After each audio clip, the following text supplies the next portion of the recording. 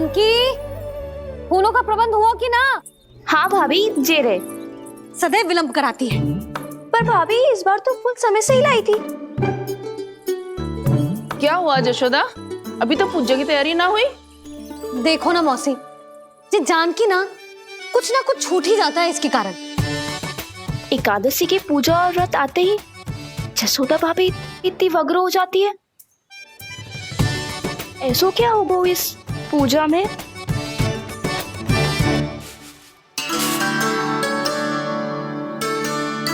ये थाली में रोली चंदन रखने से, दिया जलाने से के होगो?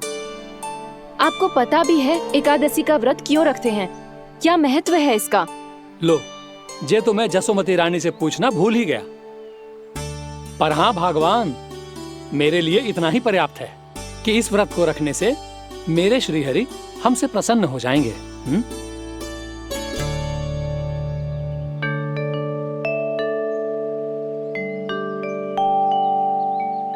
नारायण ही जाने ऐसे कैसे पूजा करते हैं जे श्री हरि की एक मूर्ति तक ना है इनके पास।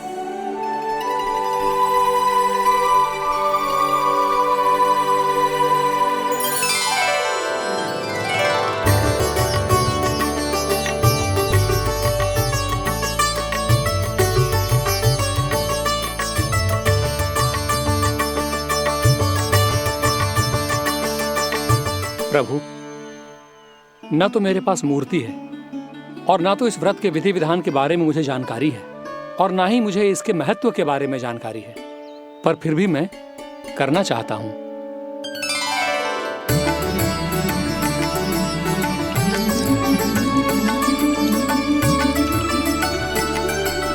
इसीलिए मैं दृढ़ संकल्प लेता हूं, पूरी निष्ठा के साथ, श्रद्धा के साथ और पूरी आस्था के साथ मैं इस व्रत को संपन्न करूंगा।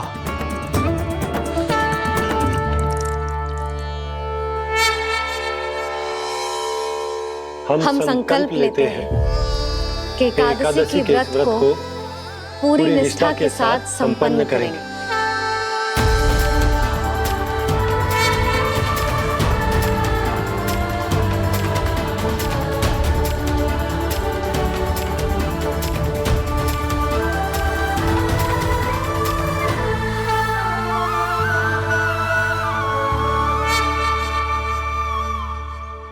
तुलसी जी के पत्ते तो हैं ही ना।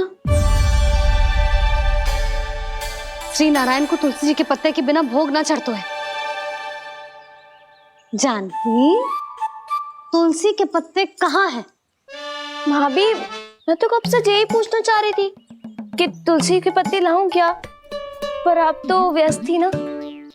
तुझे कितनी बार समझाओ है ना, यदि तेरे कछु करने से किसी और की कोई हानि ना हो रही हो या किसी के अच्छे कार्य में सहायता हो रही हो तो मुझसे आज्ञा लेने की आवश्यकता ना है। समझ गई भाभी, आगे से जाना उनको। ले अभी लेकर आती हूँ।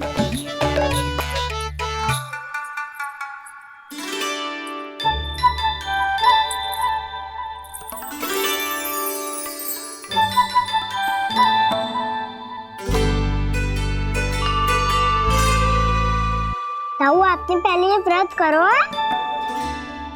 आपको इसका महत्व पता है? भाभी चल। जानकी, तुमने ये व्रत करो है? फिर तुमको इसका महत्व पता है? सुमति जी, आपको पता है इसका महत्व? कान्हा, क्यों तंग कर रहे हो सबको? मैया, सबने करो ये व्रत, मुझे भी करना है।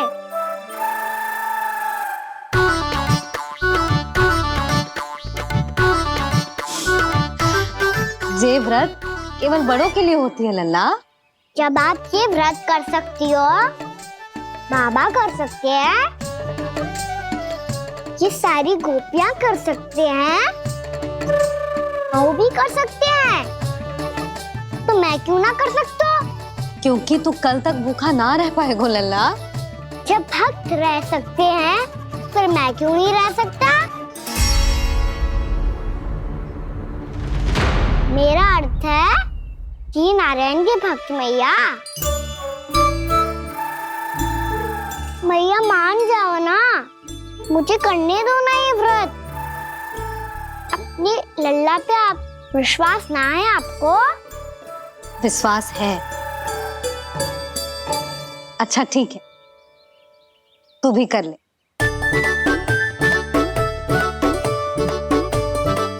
पर मैया व्रत की कथा तो सुनाओ, मैं तो अबध हूँ ना।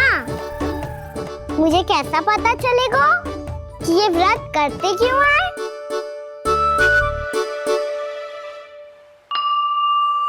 प्रभु, मुझ अबोध को कैसे पता चलेगा कि इस व्रत का क्या विधि विधान होता है और क्यों रखा जाता है और इसका महत्व क्या होता है? मुझे तो आप ही बता सकते हैं प्रभु। जब व्रत कर रहे हैं तब उसका महत्व भी पता होना चाहिए ना। बताओ ना मैया, क्यों रखते एकादशी का व्रत? इसके लिए तो तुझे एकादशी की कथा सुननी होगी। सुनेगो ना?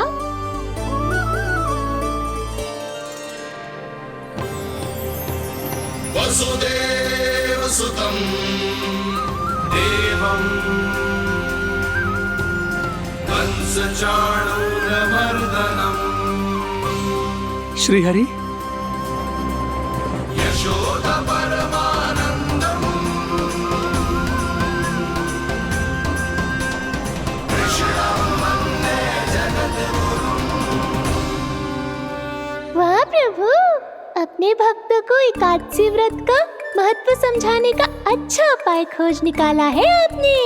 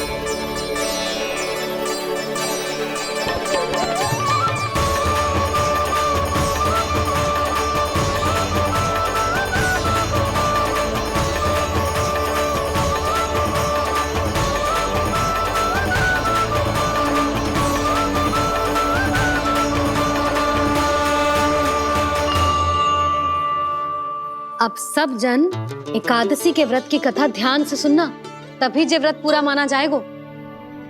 समझो लल्ला?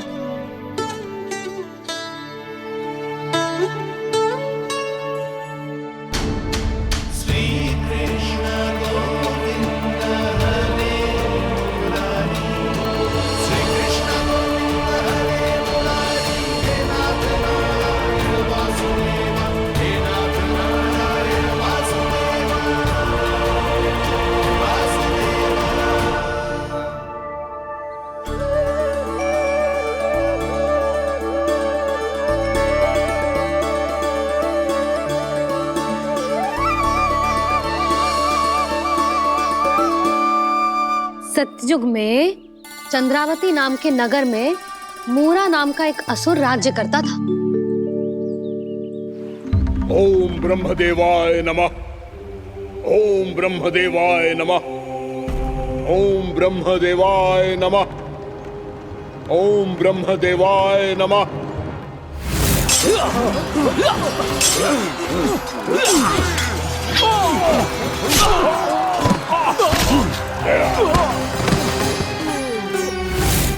ओम ब्रह्मदेवाय नमः। ओम ब्रह्मदेवाय नमः। जब उसने देवताओं के हाथों असुरों की पराजय देखी, तब वो वरदान पाने के उद्देश्य से ब्रह्मा जी की तपस्या करने चला गया।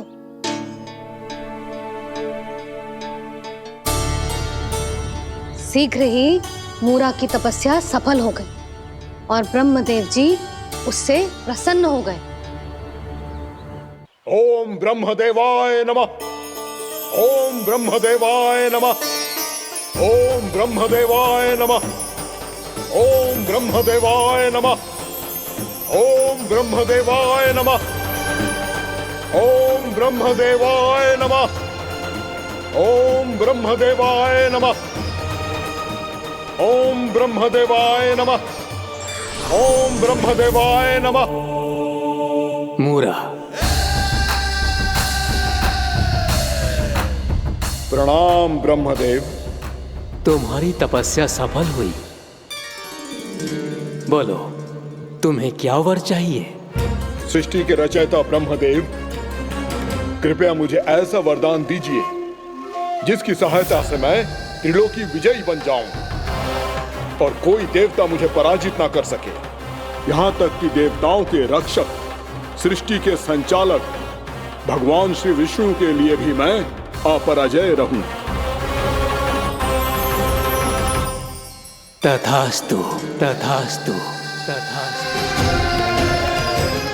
प्रणाम ब्रह्मदेव।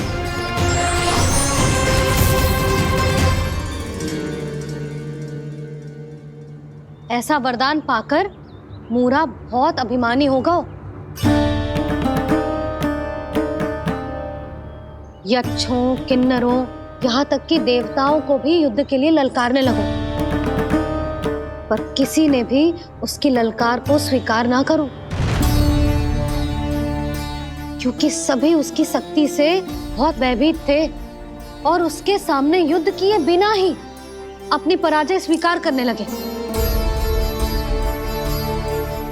और फिर दंभ में आके उसने स्वर्ग लोक पर भी आक्रमण कर दिया और देवराज इंद्र तक को चुनौती दे डाली।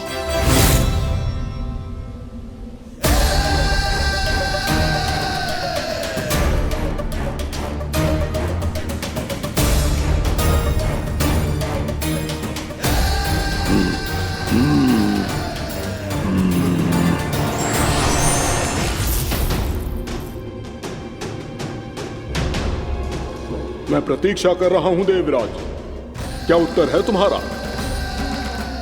मुझसे युद्ध करोगे या फिर बिना लड़े ही पराजय स्वीकार कर मेरे अधीन हो जाओगे और सौंप दोगे मुझे अपना ये स्वर्ग लोक? सारी शक्ति तुम्हारे मुख में है या कुछ बाहुबल भी है तुम्हारे पास? मैं तुम्हारी चुनौती स्वीकार करता हूं मूरा, मैं तुम्हारी चुनौती स्वीकार करता हूं मूरा।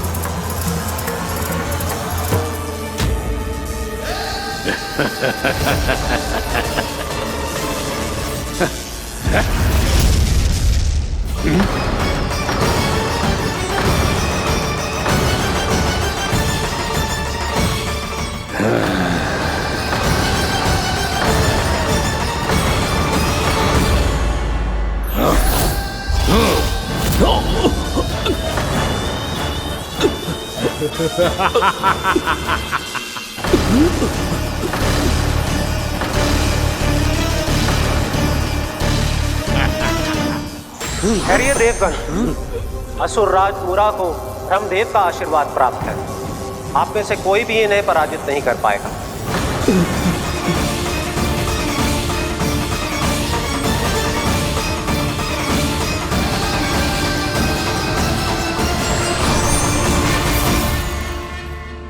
एक अवसर और देता हूं देवराज, युद्ध या अधीनता,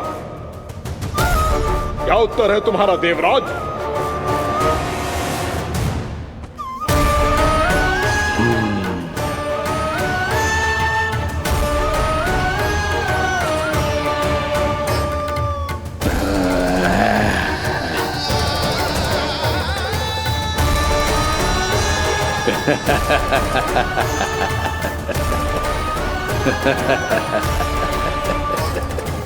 इंद्र और सभी देवताओं ने मूरा के आतंक में आके उससे भयभीत होके अपना सिंहासन छोड़ दियो। अब मूरा स्वर्ग का अधिपति बन गयो और शीघ्र ही उसने अन्य सभी असुरों को स्वर्ग में निवास करने के लिए आमंत्रित कर दियो। और इस प्रकार से वो धीरे धीरे तीनों लोकों का सम्राट बन गया। उसे किसी ने रोका नहीं मैया। ना लल्ला, इतना साहस किसी में था ही ना। और फिर ये निश्चित करने के लिए कि भविष्य में किसी और असुर की मृत्यु ना हो, वो यमराज पे भी विजय प्राप्त करने के लिए यमलोक की ओर प्रस्थान कर दियो। वो तो अपने आप को और सभी असुरों को अमर बनाना चाहता था।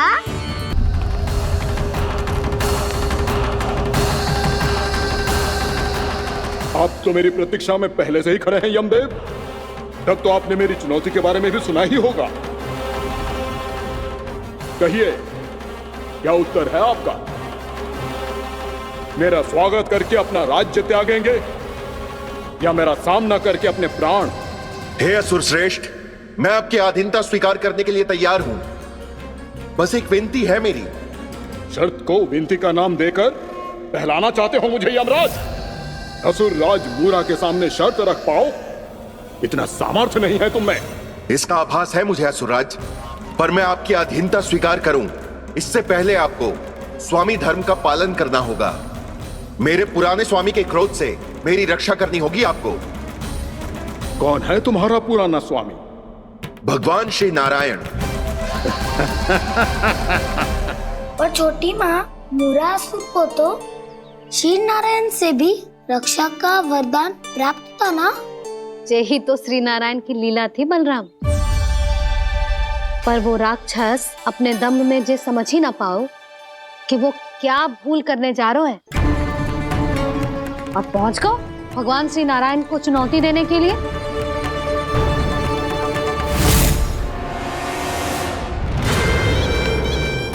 वहीं ठहर जाओ असुर राज मूरा।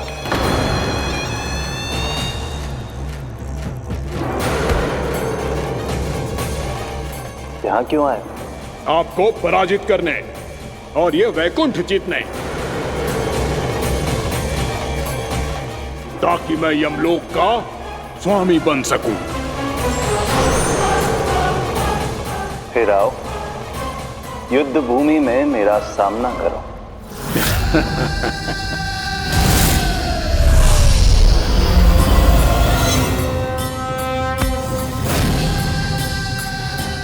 ये नहीं जानते कि इनसे ना हारने का वरदान तो मैं पहले ही प्राप्त कर चुका हूं, इसलिए युद्ध ठीक से आरंभ हो पाए उससे पहले ही इन्हें जीत लूंगा मैं।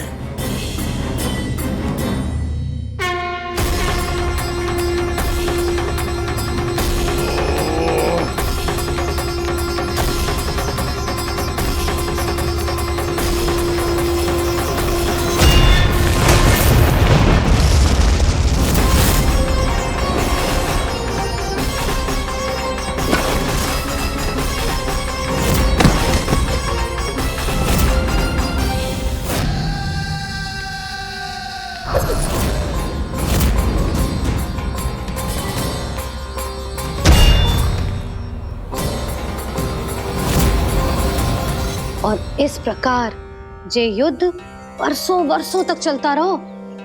दोनों योद्धा पूरे ब्रह्मांड में अनेक अस्त्रों शस्त्रों के साथ युद्ध करते रहे।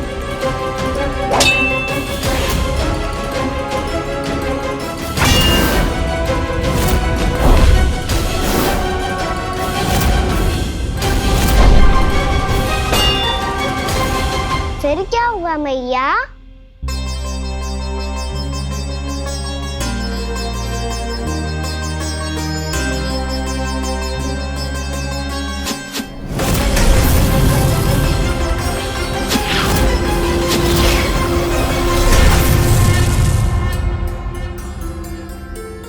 उस युद्ध को कभी समाप्त हुआ हो, पर कैसे? शीघ्र ही वो राक्षस थक गौ लल्ला।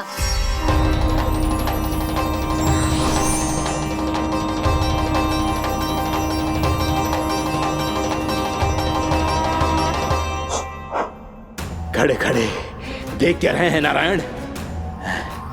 आक्रमण कीजिए, वध कर दीजिए मेरा।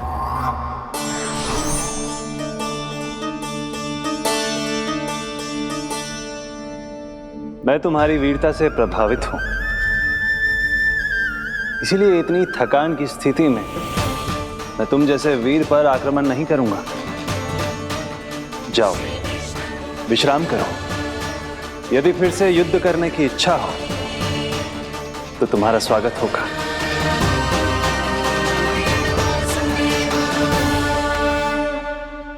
जे कह के श्री नारायण बद्रिका आश्रम चले गए और वहां हिमवत नाम की एक कंदरा में ध्यान लगा के बैठ गए। उधर वो राक्षस विश्राम करने लगो। अनेकों दिन बीत गए और अब वो राक्षस मूरा फिर से स्वस्थ होके बलवान हो गया था। उसने अपनी सारी शक्ति फिर से प्राप्त कर ली थी। श्री नारायण ने उस पर दया करी थी, पर वो फिर से श्री नारायण को छलने को तैयार होगा।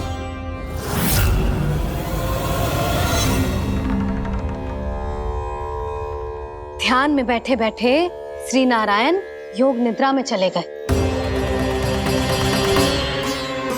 पर दुष्ट मूरा इसी अवसर का लाभ उठा के उनकी कंदरा में घुस आयो ताकि वो सोते हुए श्री नारायण पे आक्रमण कर सके।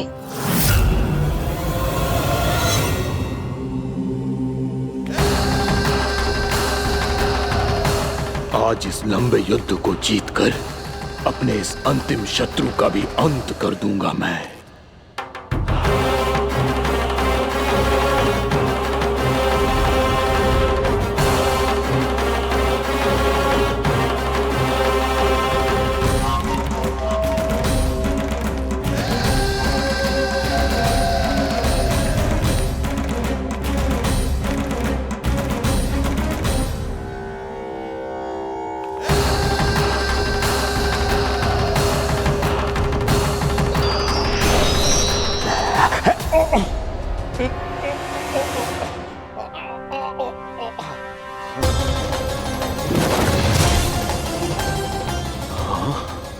दुष्ट राक्षस, प्रभु ने तुझ पर दया की, तुझे संभलने का अवसर दिया। तू इन्हीं पर ही छल से वार करने चला है।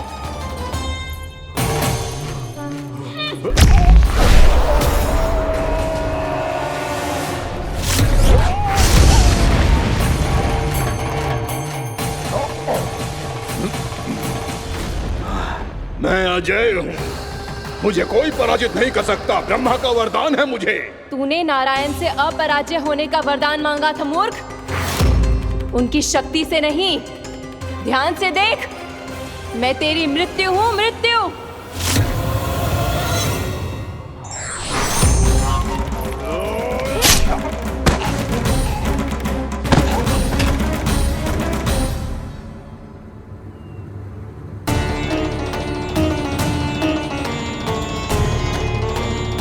वो देवी कौन थी छोटी माँ? और कौन बलराम, वही तो थी देवी एकादशी।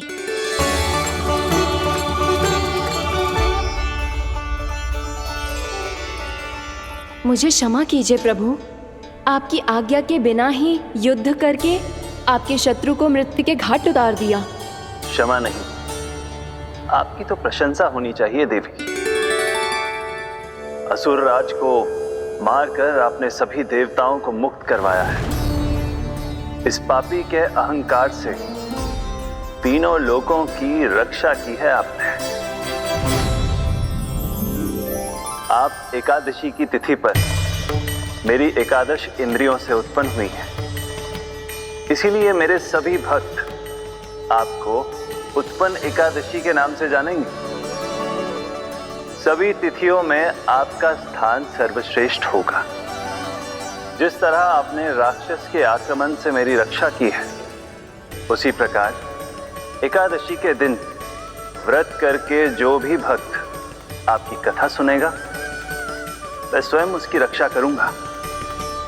जो आपकी पूजा करेगा उसे मेरी विशेष कृपा प्राप्त होगी और उसके साथ साथ उसे मिलेगा धन, सिद्धि और मोक्ष।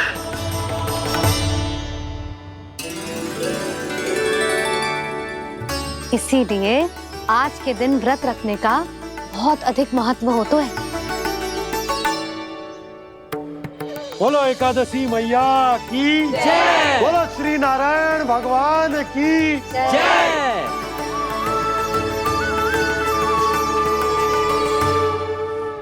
प्रभु की कृपा से एकादशी का महत्व भी पता चल गो और मेरा व्रत भी सफल हो गो। अभी नहीं भूला रहा, एकादशी का व्रत पूरी तरह तभी सफल होता है जब द्वादशी के दिन उसे पूरा किया जाता है।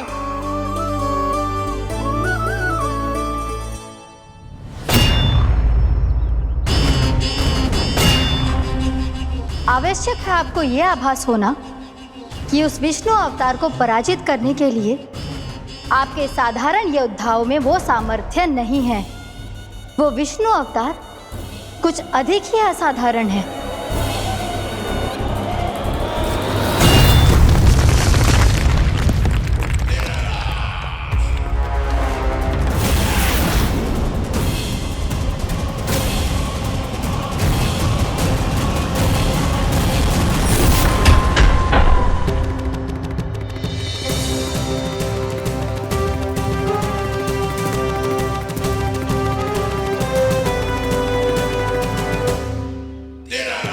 अब मैं दिखाऊंगा उस विष्णु अवतार को असाधारण शत्रु क्या होता है।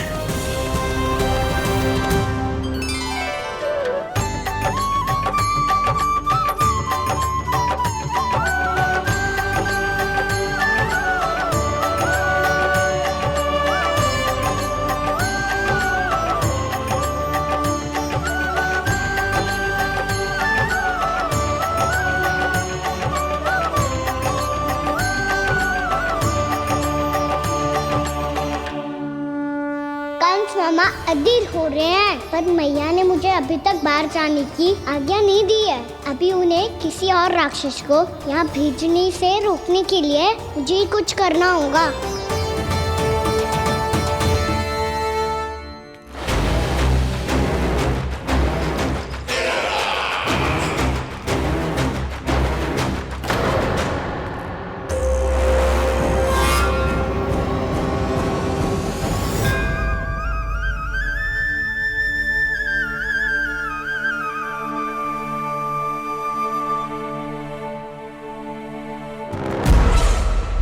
कौन हो तुम?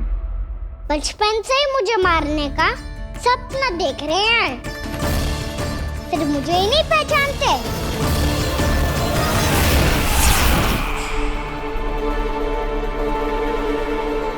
बचपन से विष्णु अवतार। कोई कान्हा बुलाता है तो कोई मुरलीधर पुकारता है, कोई माखन चोर कहता है, कोई कहता है चिच्चोर। पर विष्णु अवतार इस नाम से तो बस आप ही मुझे बुलाते हो मामा जी। इतना साहस, ये तो यहाँ आ गया है।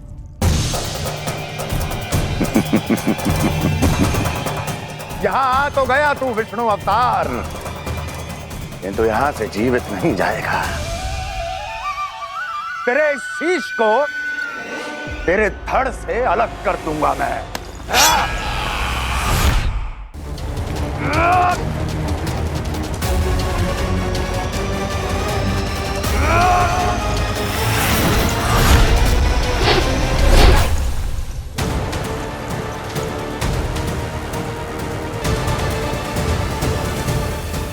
कहाँ देख रहे हो मामा जी? मैं तैयार हूँ।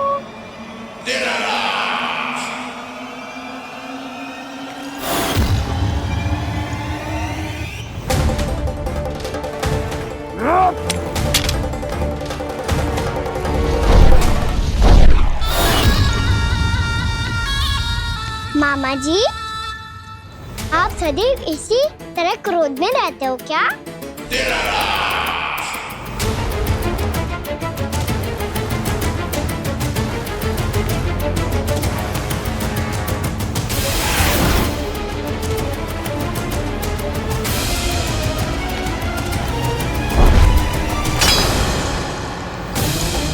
छोड़, छोड़ मेरी तलवार को। छोड़ो तो तब जब पकड़ा हूँ।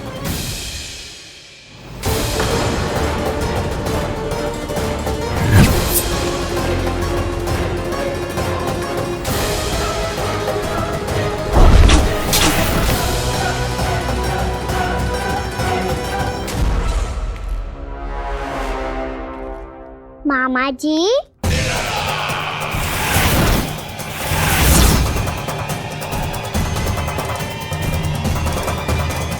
आप थक गए होंगे, थोड़ा विश्राम कर लो।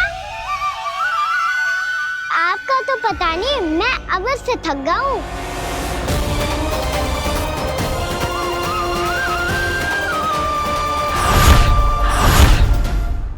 मेरे सिंहासन पर बैठने का तू साहस। अभी तो बस अभ्यास कर रहा था मामा जी। भविष्य में मुझे तो बैठना है यहाँ। आपने बल प्रयोग करके से अपने पिताजी से छीना था। मैं आपसे छीन लूंगा। जो छल और बल से लिया जाए वो अधिक समय तक टिकता नहीं है मामा जी।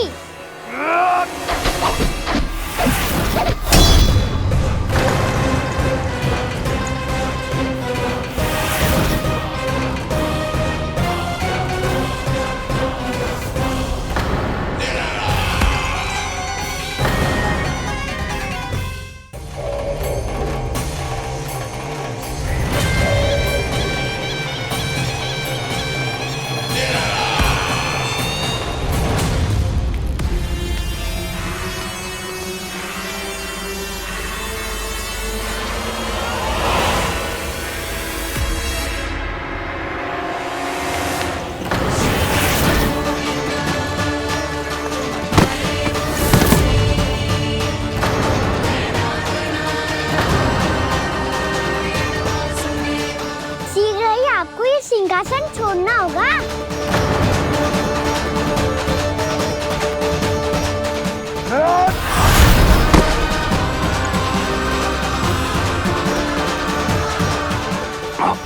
वो मेरा सिंहासन छीनना चाहता। वो आ रहा है, वो आ रहा है। सैनिकों,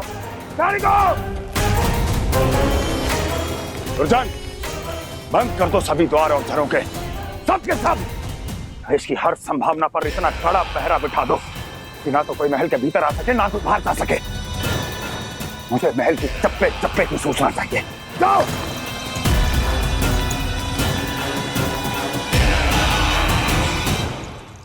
सिंहासन।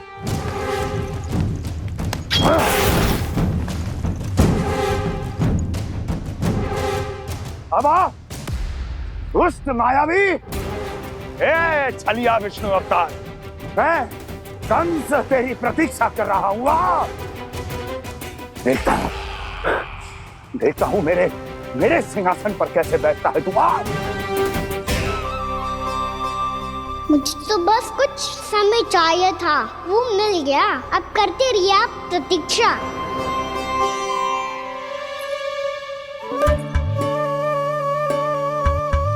जी अपने आप से बातें क्यों कर रहे हो जी?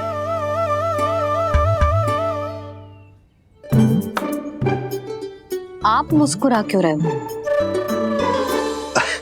ना कछु ना। बताओ क्यों मुस्कुरा रहे हो? तुम्हीं पर गए हैं जी। जब तुम व्रत करती हो तो तुम भी ऐसा ही करती हो।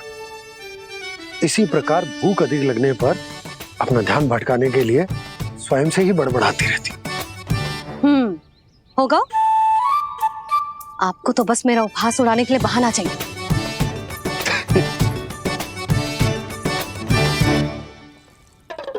नन्ना, भूख लगी है? ना मैया, व्रत करे तो भूख कैसे लगेगी?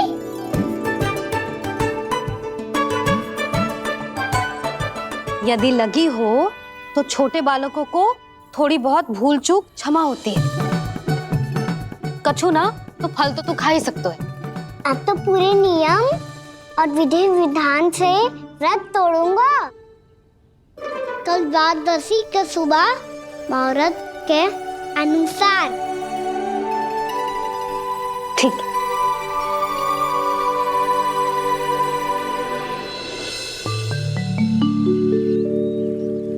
लल्ला, एकादशी समाप्त हो गई है, द्वादशी लग गई है। अब तू व्रत तोड़ सकता है, भोजन कर ले। ले।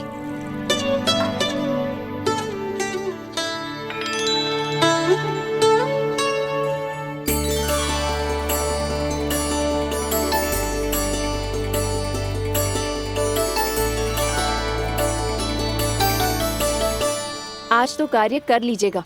मैं ना चाहती कि सब गांव वाले फिर से आपका उपहास उड़ाएं। अरे, इसी क्षण कार्य आरंभ करना आवश्यक ना है। कुछ खा तो लो। कल भी पूरे दिन व्रत में रहे, अब तो कुछ खा लो।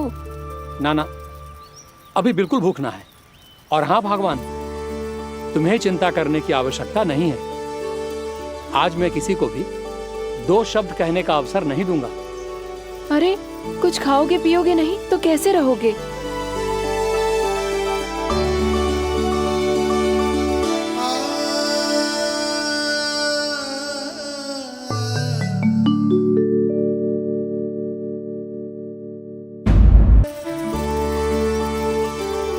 अरे, इसी क्षण कार्य आरंभ करना आवश्यक ना है। कुछ खा तो लो।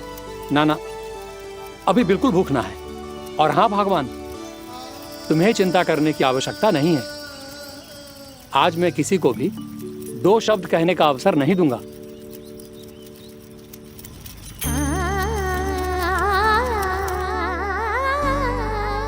ठहर, मैं तेरे लिए मट्ठा लेके आती हूँ।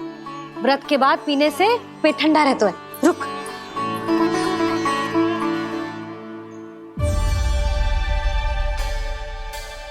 भक्तों ने अभी तक व्रत नहीं तोड़ा है, मैं कैसे तोड़ लूं? भूख कहाँ से होगी? श्री हरि नाम से पेट तो भर लेते हो।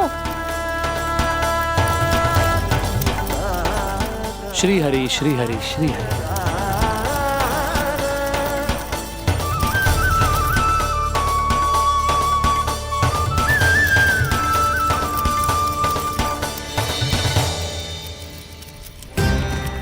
हरि हरि प्रभु हरि, हरि हरि प्रभु हरि, हरि हरि प्रभु हरि, हरि हरि प्रभु हरि। कल से अन्न का एक दाना ना गो है पेट में। अब क्या व्रत तुड़वाने भी आपके प्रभु ही आएंगे? अब क्या व्रत तुड़वाने भी आपके प्रभु ही आएंगे? मैया,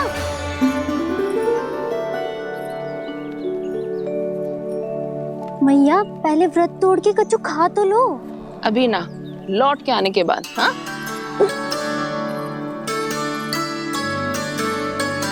बलराम, ठहरो पुत्र, पहले कुछ खा लो। व्रत तोड़ना आवश्यक होता है। मैया ने एकादशी का महत्व बताया। लगता है मुझे सबको द्वादशी पर व्रत तोड़ने समाप्त करने का महत्व बताना होगा। हरि हरि हरि हरि हरि, मेरे हरि।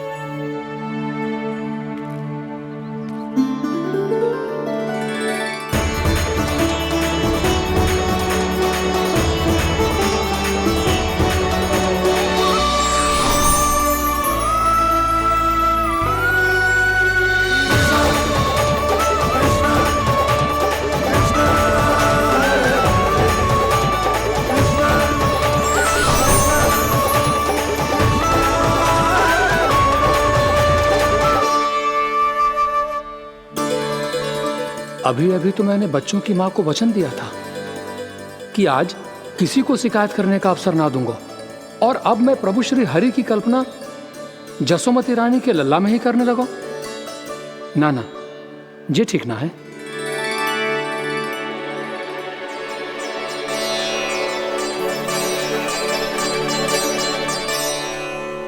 ठीक है तो है, बिल्कुल सही पहचाना है आपने। बड़े तो बड़े, अब तो बालक भी हमारा उपहास उड़ाने लगे। मैं आपका उपहास नहीं उड़ाने आया, मैं तो आपके एकादशी के व्रत को पूरा कराने आया हूँ।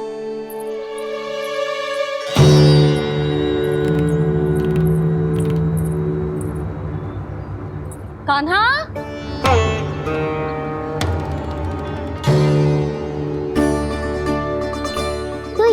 की छड़ी और ये रही मेरी पीठ।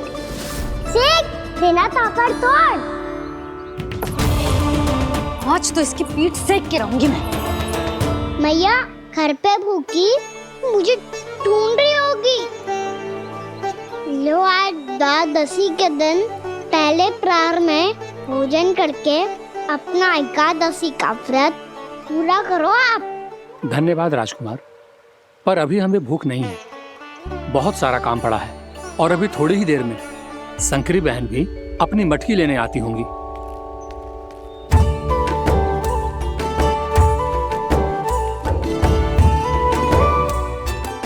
पर मैं आपका व्रत पूरा कराए बिना नहीं जा सकता।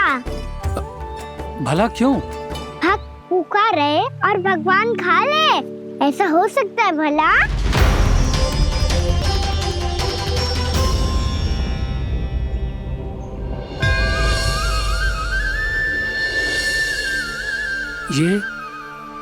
ये कैसा भ्रम हो रहा है मुझे लगता है अपना काम करना चाहिए। द्वादशी के पहले प्रहर में व्रत पूरा करना बहुत आवश्यक होता है, ना तो एकादशी का व्रत भी पूरा ना मानो जातो। इतनी सारी ज्ञान की बातें तुम्हें कैसे पता है लल्ला?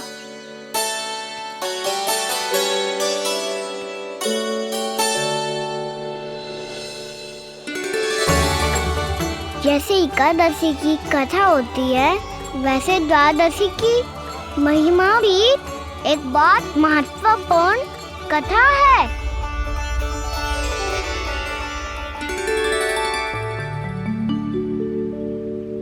कैसी कथा? बिल्कुल सही समय पे आई हो आप, क्योंकि आपको ये कथा आपको अवश्य सुननी चाहिए।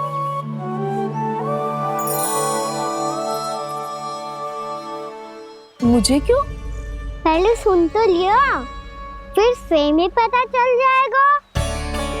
बहुत समय पहले एक राजा हुआ करते थे, राजा अम्बरीश। भगवान श्री हरि के बहुत बड़े भक्त थे। ओम नमो नारायणाय। ओम नमो नारायणाय।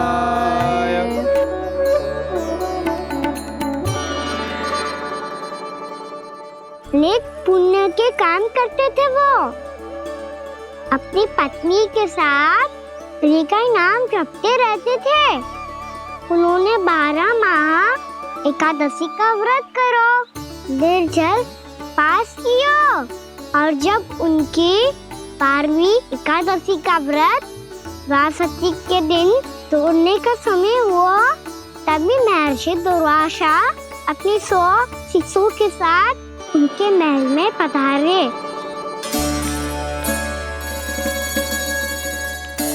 प्रणाम स्वीकार करें महर्षि। आप जैसे महान ऋषि मेरे राज्यसभा में आए, वो भी ऐसे अवसर पर जब मैं और मेरी पत्नी निरंतर 12 एकादशियों के बाद अंतिम एकादशी का व्रत तोड़ेंगे। इससे बड़े सौभाग्य की क्या बात हो सकती है हमारे लिए? आज आपके साथ साथ मेरा और मेरे शिष्यों का एकादशी व्रत भी पूरा होगा। संभव है प्रभु की इच्छा यही हो कि हम सब अपना व्रत एक साथ तोड़ें। ये तो अत्यधिक प्रसन्नता की बात है महर्षि। तो फिर ठीक है, हम सब यात्रा से थके हैं। व्रत तोड़ने से पहले हम स्नान करना चाहते हैं। जैसी आपकी इच्छा महर्षि। जब तक आप लोग लौटेंगे तब तक आपके सारे प्रबंध यहाँ हो चुके होंगे।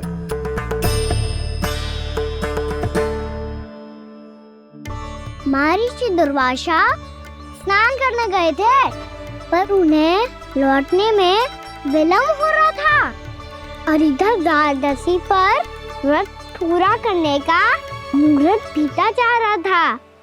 महाराज अम्बरीश बड़ी दृढ़ता के साथ महर्षि दुर्वासा के लौटने की प्रतीक्षा कर रहे थे। महाराज, व्रत तोड़ने का मुहूर्त बीता जा रहा है। बस कुछ ही समय बचा है। महर्षि और उनके शिष्यों को लौटने में न जाने कितना समय लग जाएगा। मेरा सुझाव है कि आप मुहूर्त समाप्त होने से पहले व्रत अवश्य तोड़ लें। गुरुदेव, हमने महर्षि दुर्वासा को वचन दिया है कि जब तक वो लौटेंगे नहीं तब तक हम व्रत नहीं तोड़ेंगे। इसीलिए मैं उनके लौटने के बाद ही भोजन ग्रहण करूंगा। पर महाराज, मुहूर्त यदि बीत गया और समय रहते हो नहीं आए तो महाराज आपका व्रत पूरा नहीं होगा। महाराज आपको उसका फल नहीं मिलेगा। महाराज 12 एकादशियों का व्रत व्यर्थ चला जाएगा। किंतु गुरुदेव, यदि मैंने भोजन कर लिया तो ये तो अतिथियों का अपमान होगा। आप उचित कह रहे हैं महाराज। भोजन के लिए उनकी प्रतीक्षा अवश्य कीजिए महाराज। पर मुहूर्त रहते हुए एक तुलसी का पत्ता और जल ग्रहण कर लीजिए। इससे आपका व्रत भी पूरा हो जाएगा और अतिथि का मान भी रह जाएगा। आपका सुझाव अच्छा है गुरुदेव।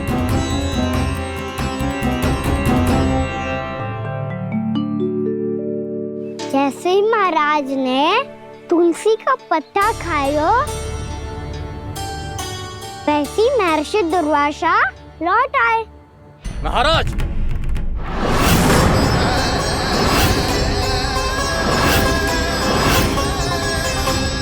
महाराज को उपास तोड़ते देखते बहुत क्रोधित हो गए।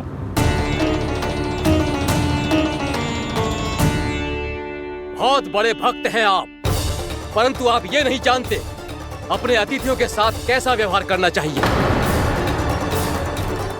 आपने हमें साथ भोजन करने का वचन दिया था, पर अपना व्रत क्यों तोड़ा आपने?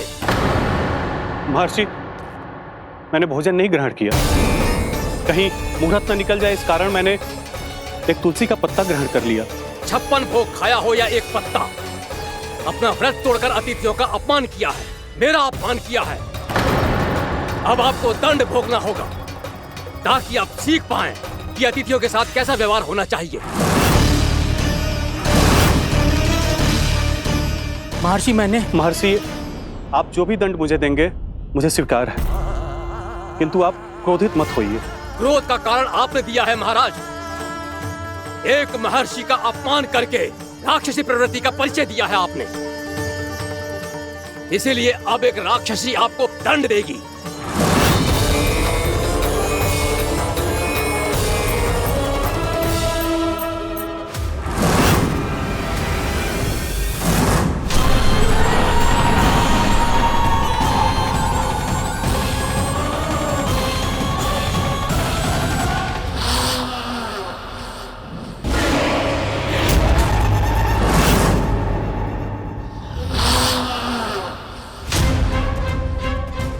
हे प्रभु, यदि मैंने सच में महर्षि का अपमान करने की भूल की हो तो मैं उसका परिणाम भोगने के लिए प्रस्तुत हूं।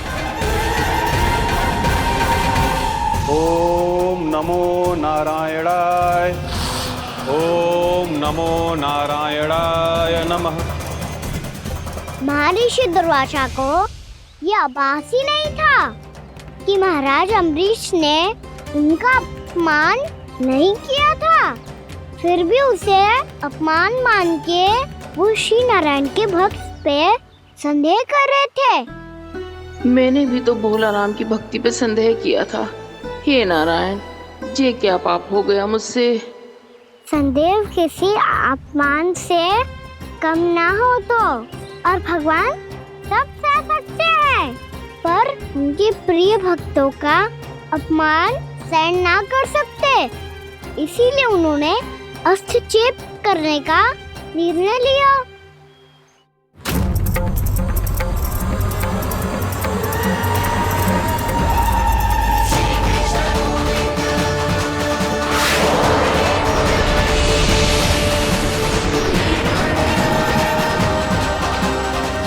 ओम नमो नारायणाय।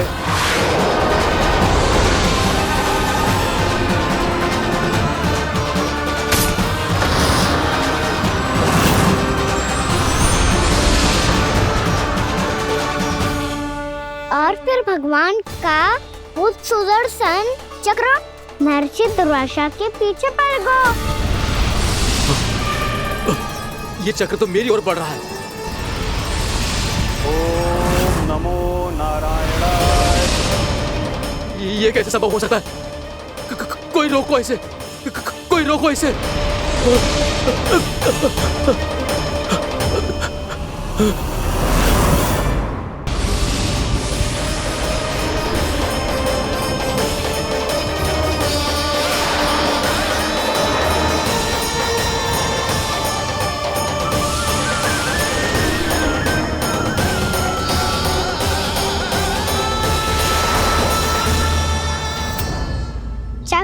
अपने प्राण कैसे तैसे बचाते बचाते महर्षि दुर्वासा ब्रह्मलोक जा पहुँचे। ब्रह्मदेव रक्षा कीजिए, ब्रह्मदेव सहायता कीजिए, मुझे बचाइए ब्रह्मदेव, रक्षा कीजिए। ये सुदर्शन चक्र मेरे प्राणों के पीछे पड़ गया है, मुझे बचाइए ब्रह्मदेव, मुझे बचाइए। महर्षि, मैं चाहकर भी आपकी सहायता नहीं कर सकता। ऐसी स्थिति में यदि कोई कुछ कर सकते हैं तो वो है सुदर्शन चक्र के स्वामी विष्णु, क्योंकि सृष्टि में केवल वही है जो इसे नियंत्रित कर सकते हैं। वो ही इसे वापस लौटने का आदेश देकर आपके प्राणों पर छाए हुए संकट को दूर कर सकते हैं। किंतु हां, मैं सुदर्शन चक्र से इतना अवश्य कहूंगा कि जब तक आप विष्णु लोक में पहुंच नहीं जाते, वो आपको किसी भी प्रकार की हानि ना पहुंचाए। आपका बहुत बहुत धन्यवाद, आपकी सदा ही जय हो।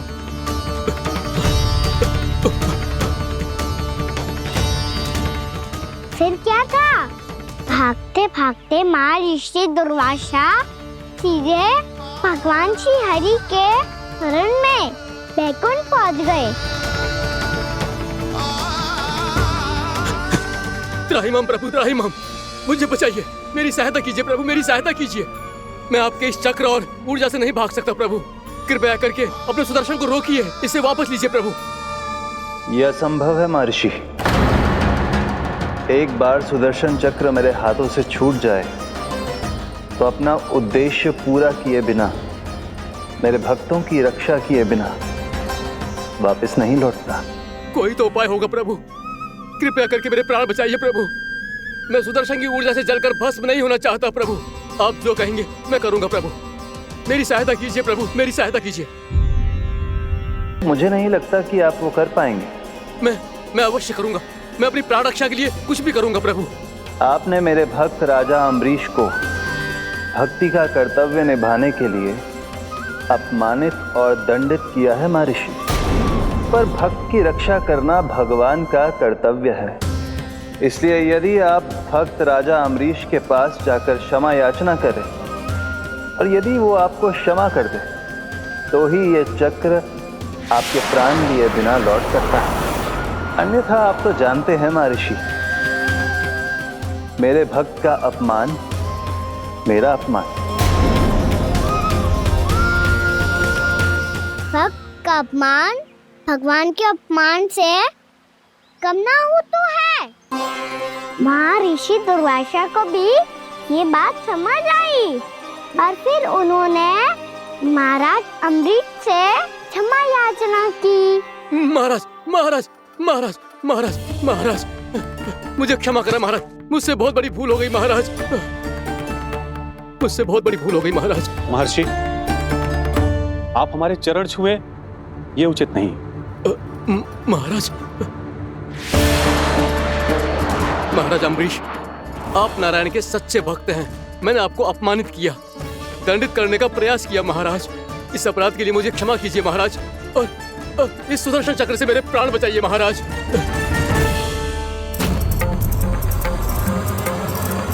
हे महान सुदर्शन, यदि महर्षि के लिए मेरे हृदय में अभी भी वही सम्मान और प्रेम हो जो इनके प्रथम आगमन पे था, तो कृपया आप अपने धाम वापस लौट जाइए।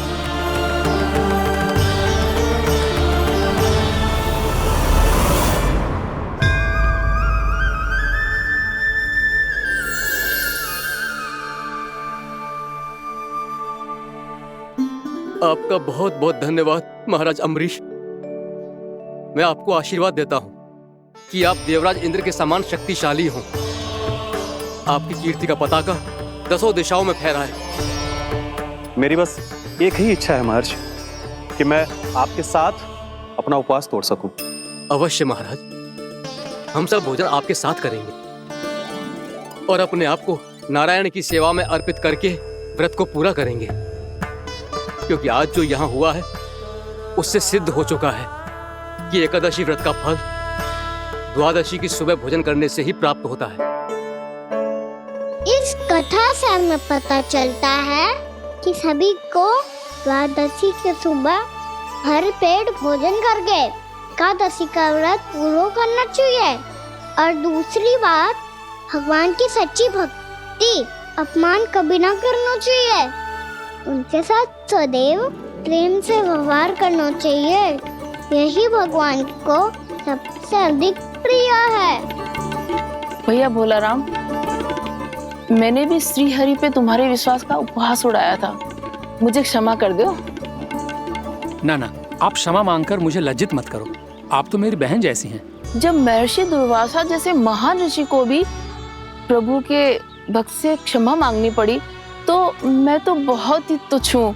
मुझे आपकी किसी भी बात का बुरा ना लगा। पर पता है प्रभु को कौन सी बात कब बुरा रखता है? कौन सी बात? जब उनका भक्त भूखा रहे, हमें भी अपना व्रत पूरा ना करे। और जैसा कि आप सभी ने अभी कथा से सीखो है, एकादशी के व्रत को द्वादशी की सुबह अवश्य पूरा करना चाहिए। अब आप जाओ, अपना व्रत पूरा करो।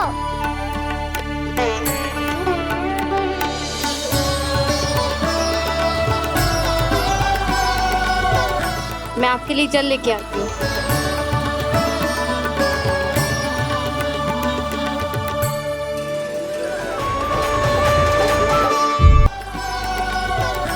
मैं आपके लिए जल लेके आती हूँ।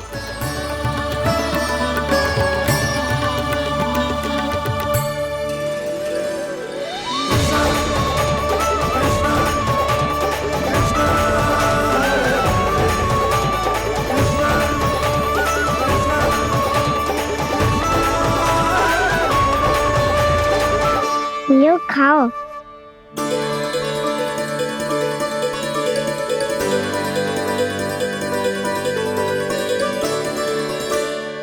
कान्हा,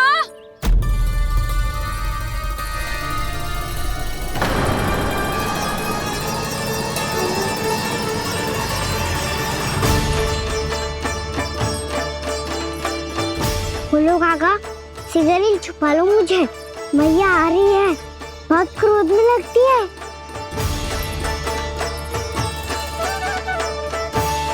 आज तो बहुत दंड मिलेगा। अभी क्षण भर पहले तो ये साक्षात भगवान के रूप में बात कर रहे थे, और अब अचानक ही ऐसे बालक बन गए जो मैया से दंड मिलने के भय से व्याकुल हैं। बोला काका, किस सोच में पड़ गए? सिगरेट छुपा लो मुझे।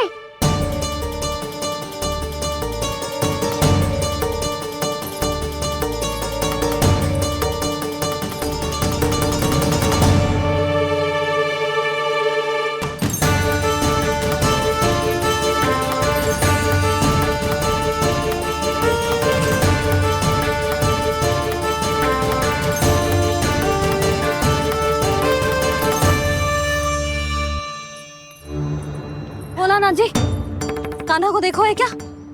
मैंने तो अपने प्रभु को देखा है। मैं अपने लल्ला को ढूंढ रही हूँ, उसे देखो है आपने? वही तो मैं भी कह रहा हूँ जसोदा रानी, मैंने सिर्फ और सिर्फ अपने प्रभु को देखा है।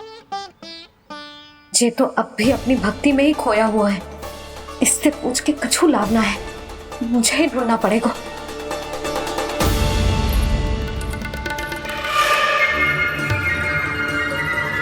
बच गए। संकरी मौसी, कान्हा को देखो है क्या कहीं?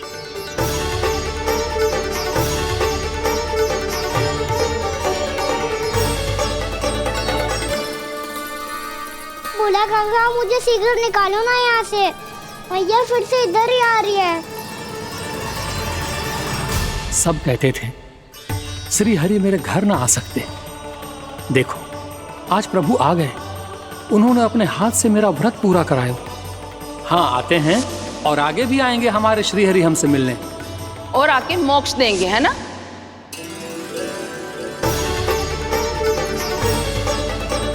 सिगरेट निकालो ना बोला काका, भैया आ रही है।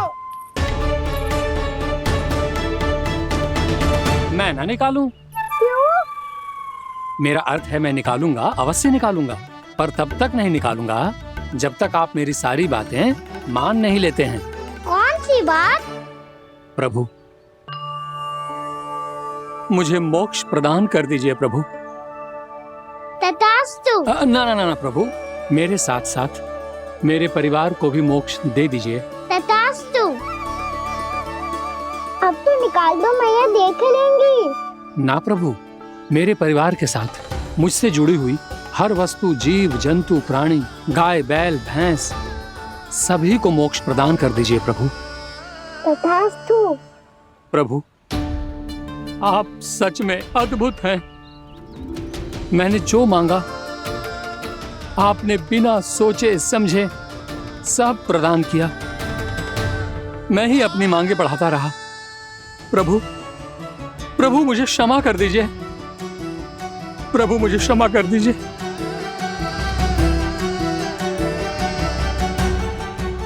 आइए प्रभु।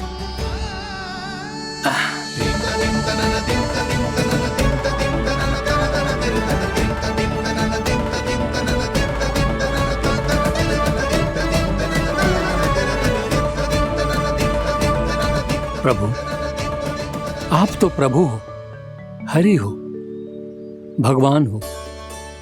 आप चाहते तो इस मटके से स्वयं निकलकर बाहर आ सकते थे, फिर मेरी आपने हर इच्छा क्यों पूरी की?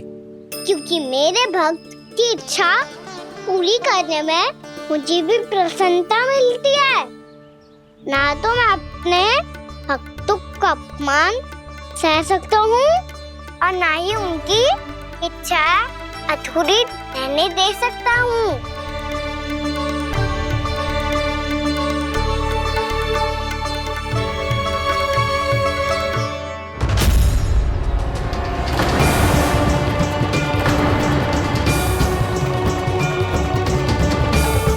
क्या कही थी तूने? हाँ, कि तू फिर से छल ना करेगा। फिर मुझे बिना बताए घर से बाहर कैसे निकलो? क्षमा करना मैया, पर जो आपने सिखाया था मैंने तो उसी का ही पालन करो है। फिर से चतुराई कर रहे हो ना? हाँ? आप ही ने तो कही थी ना, यदि कछु करने से किसी को हानि ना पहुंचती हो या फिर किसी अच्छे कार्य में सहायता हो रही हो तो आज्ञा लेने की आवश्यकता ना होती। यदि तेरे कछु करने से किसी और की कोई हानि ना हो रही हो या किसी के अच्छे कार्य में सहायता हो रही हो तो मुझसे आज्ञा लेने की आवश्यकता ना है। तो किस अच्छे कार्य के लिए आया है यहाँ? द्वादशी के सुबह एकादशी का व्रत खोल के भोजन करा जाता है। ये बात ना तो भोला काका को पता थी, ना शंकरी मासी को और ना ही किसी और को। और तुझे पता थी? हाँ, मेरी मैया ने बहुत अच्छे से सिखाया है मुझे। जैसे कल तूने एकादशी कथा सुनाई थी ना, आज वैसे ही तेरे लल्ला ने सबको द्वादशी कथा सुनाई है। सच्ची यशोदा रानी जी, इसने तो हमारी आंखें ही खोल दी। और भाभी, सच तो ये है कि मुझे भी ना पता था कि ये इतना बड़ा ज्ञानी है और इतना अधिक समझदार।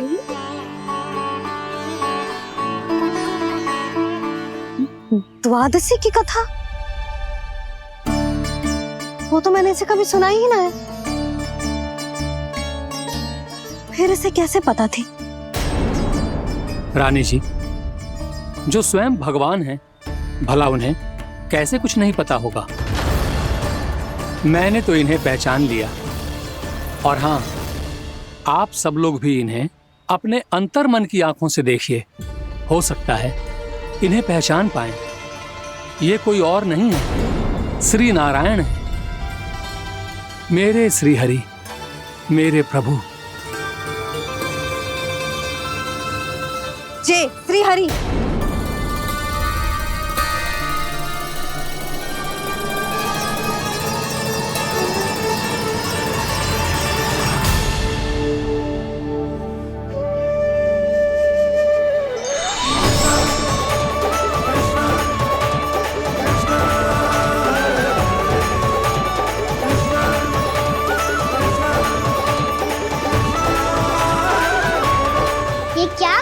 क्या भूला? जिस रास्ते को मैंने इतनी कठिनाई से बचा के रखा था, सबके सामने उसे उजागर कर दिया तुमने।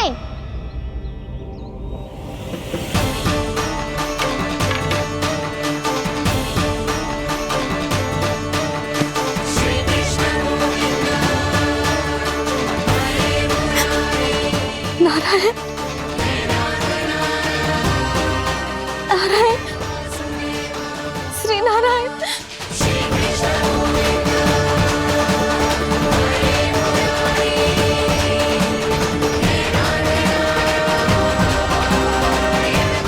श्री नारायण।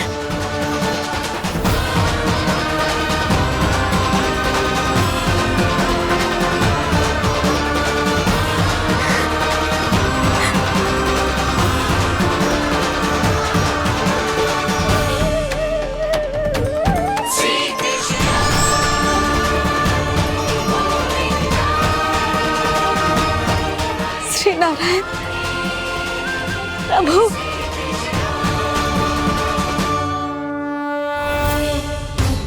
जिस रास्ते को इतने यत्न से संभाल के रखा था, आज वो सबके सामने खुल गया। और तो और मेरा भेद मैया को भी पता चल गया बाबा। सब कहते रहे, पर मैंने एक न मानी। सबने कही थी कि आप भगवान हैं, पर मैं मूर्ख आपको पहचान ही ना पाई। कितनी अभागी हूं मैं।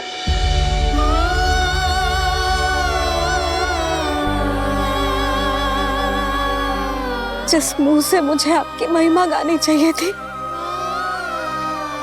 उसी मुंह से मैंने आपको डांटा है।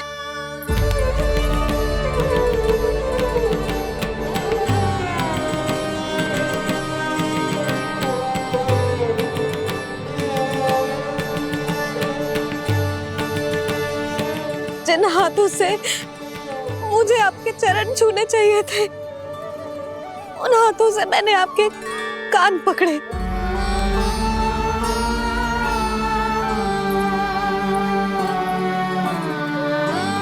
मुझे तो आपकी सेवा करनी चाहिए थी प्रभु, और मैंने आपको दंड दियो,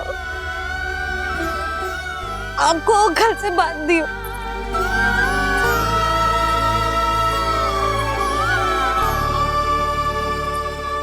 बावली हो गई थी प्रभु। अपने श्री नारायण को, अपने प्रभु को एक साधारण सा बालक समझ लियो मैंने। मैं आपके लिए भगवान नहीं हूँ मैया, साधारण बालक ही हूँ, बस आपका लल्ला। बुद्धि भ्रष्ट हो गई थी, भूल पर भूल करती चली गई। आज भी आपके पीछे पीछे छड़ी लेकर दौड़े चले आए।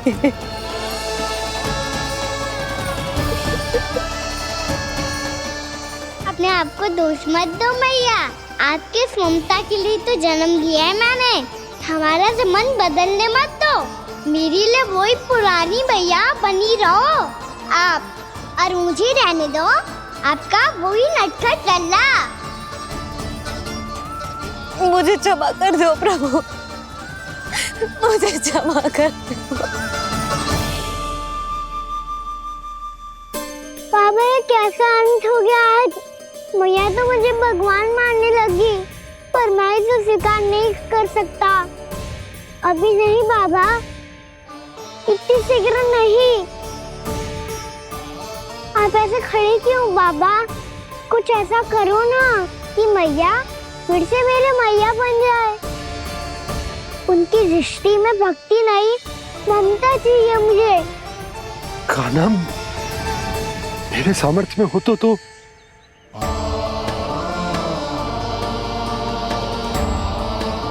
दाऊ, आप तो बड़े भाई हो, अपने छोटे भाई की सहायता करो ना, जिससे मैया सब कुछ भूल जाए। मैं क्या कर सकता हूँ कान्हा? कोई तो सहायता करो मेरी।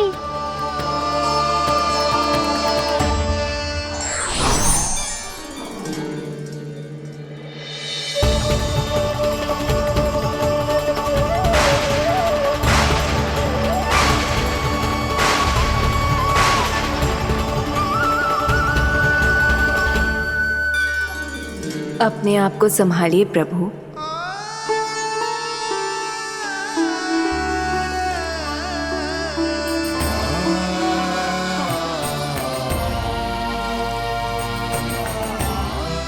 देखो ये क्या हो गया, भैया को सब पता चल गया। अभी तो मुझे मैया की ममता का शौक पूरी तरह हिला ही नहीं था। योग माया,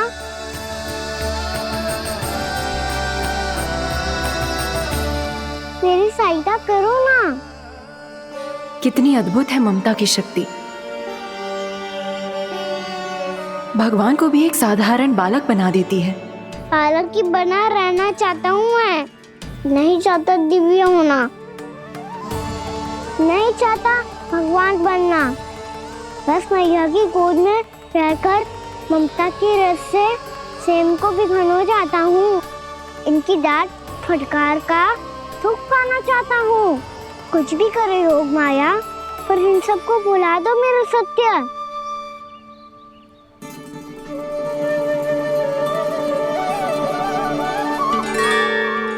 पर इन्हें तो मोक्ष का वरदान मिल गया है प्रभु,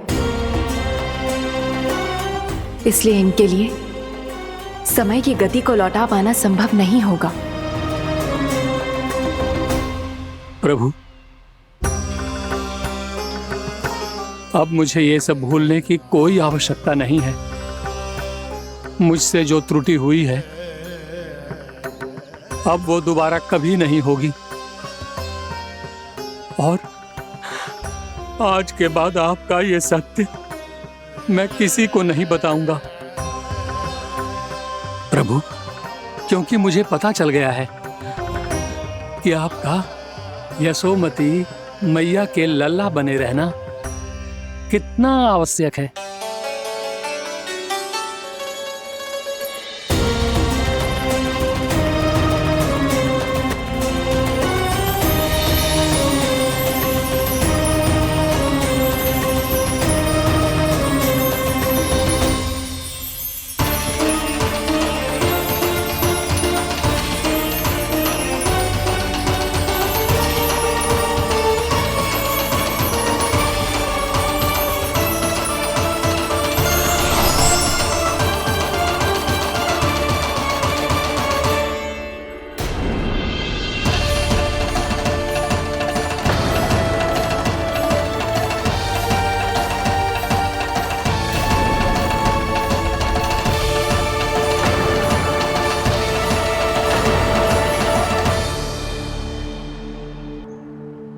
मैया आपकी छड़ी। पहले चुपके से भाग जातो है, फिर स्वयं ही छड़ी भी पकड़ा रोए हैं? नटखट कहीं का। हंसी आ रही है? अरे किस बात पे इतनी हंसी आ रही है रे? हाँ?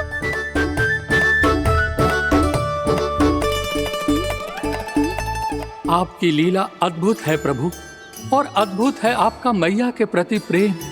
हंसी ना है मैया, ये तो प्रसन्नता है, अपने मैया से मिल जाने की प्रसन्नता। अच्छा, ढूंढ मैं तुझे रही हूँ और तू कह रहे हो कि मैं मिल गई तुझे। तू घर चल लल्ला, अच्छे से पिटाई करूंगी तेरी।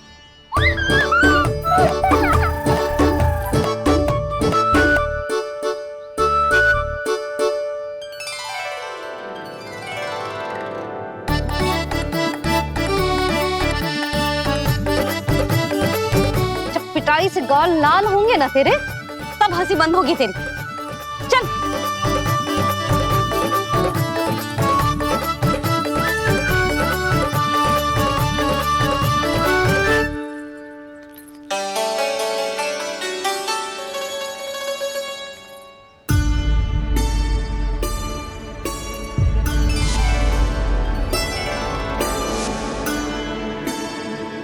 लगता है भैया की और चतन स्मृति वापस आ रही है।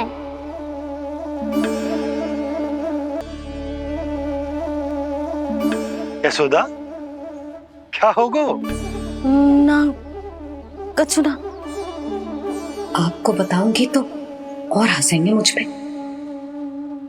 बोल दो, मैं उपवास ना उड़ाऊं, सच्ची। देखो देखो इसे कैसे हंस रहा है। मेरे हाथ में छड़ी है, मैया क्रोधित है, पर जे तनिक में भय ना लग रहा है इसे। हाँ हंसे जा रहा है।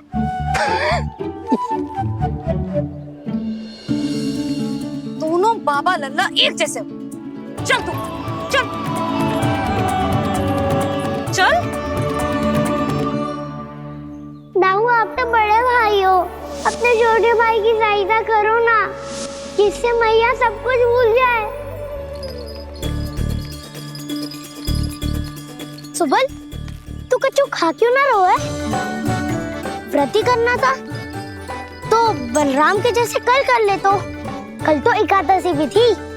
कान्हा के बिना कछु करने का मेरा मन ही ना कर। तो बात तो सच्ची है, उसके बिना गोचारण भी ऐसा लगता है जैसे कितना भारी कार्य है, व्यवस्था में करना पड़ता है। सही कह रहे हो तुम दोनों। मैं तो गोपालक भी इसलिए बना था ताकि कान्हा के संग खेलने को मिल जाए। बलराम तो हमारा सगा कम और मुख्य अधिक है।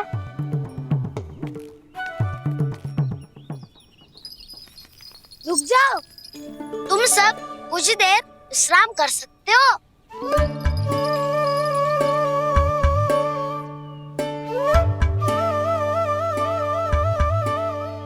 तू बोल। ना मैं ना बोलूंगा, तुम दोनों ही बोलो।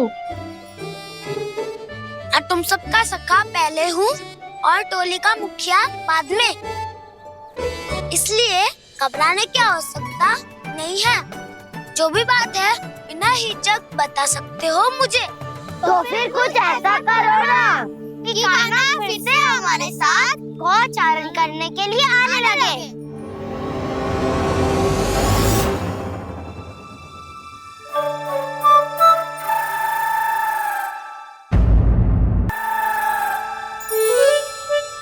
बिना कछु बताए भाग गओ। ये भी ना सोचा तेरे बिना मैया बाबा व्रत कैसे तोड़ेंगे। देखो देखो अभी भी हंस रहा है। क्या होगा वैसे? रुक, प्रसाद लेके आती हूँ। क्षमा कर दो मैया, पर जैसा आपके लिए ना हूँ वैसे ही मेरे लिए मेरे भक्त, इसीलिए भोला राम का व्रत तोड़वाने जाना आवश्यक था।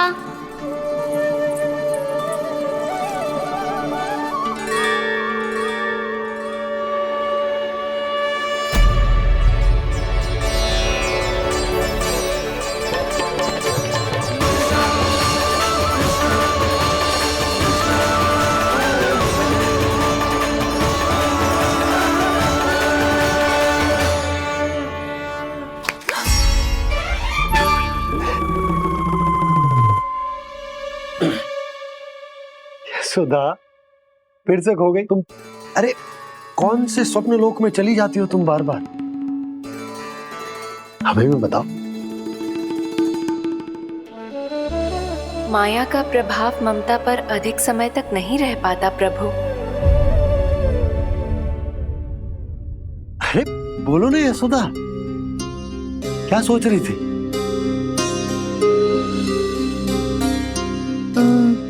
मैंने ना श्री नारायण को देखो है। हाँ तो वो तो मैं भी देख रहा हूँ, यही तो है हमारे सामने। ये वाले ना तो मैंने साक्षात श्री नारायण को देखो है, वो भी अपने कान्हा के भीतर देखो। कान्हा के भीतर? ना मतलब कान्हा और ये दोनों आमने सामने थे। मैं कुछ समझो ना यशोदा। नारायण और कान्हा दोनों आमने सामने थे? ना, मेरे कहने का अर्थ है कि कान्हा और श्री नारायण एक दूसरे के आगे पीछे थे। अच्छा, तो मतलब श्री नारायण आगे थे और कान्हा पीछे था। पर अगर कान्हा पीछे था तो तुमने कैसे देखा? ओहो, कान्हा आगे था, श्री नारायण पीछे थे।